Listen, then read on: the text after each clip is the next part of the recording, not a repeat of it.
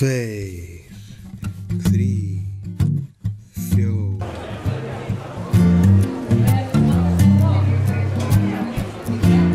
Síðustu helgi var haldin hinn árlega bókamessa í Ráðhúsinu við Tjörnina í Reykjavík.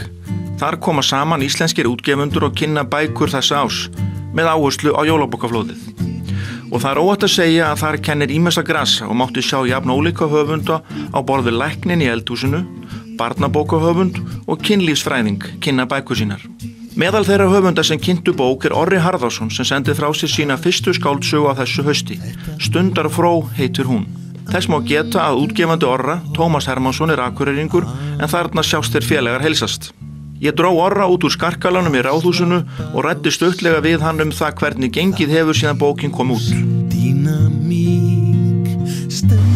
Jæja Orri, það nóg að gera hjá rithöfundum í dag. Þú ert að gefa út ekki þína fyrstu bók en þína fyrstu skáldsögu. Hvernig hefur gengið?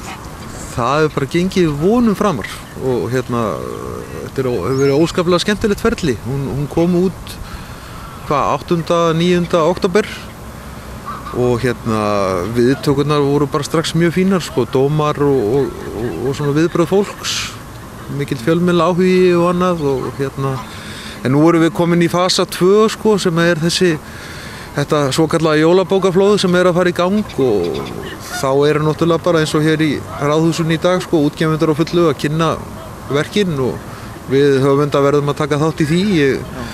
Ég var á Ísafirði í gær að lesa upp fyrir fólk í Edinborgarhúsinu og svo ég bara nýlendur hérna í Reykjavík. Hvernig að kynna bók? Þú ert vanur því að kynna tónlist, en hvernig að kynna bók? Það eiginlega bara miklu skemmtilegra, Ég fann mig oft frekar illa í því að vera stíga á stokk í músíkinni í svona kynningarskyni, að vera settur upp á pall kannski í Kringlunni eða eitthvað slíkt og eiga að fara að syngja og svoleiðis. Mér finnst þetta mörguleiti, þetta á betur við mig og hef bara mjög gaman að því. En að lesa fyrir 100 manns, hvernig svo reynsla? Hvernig það?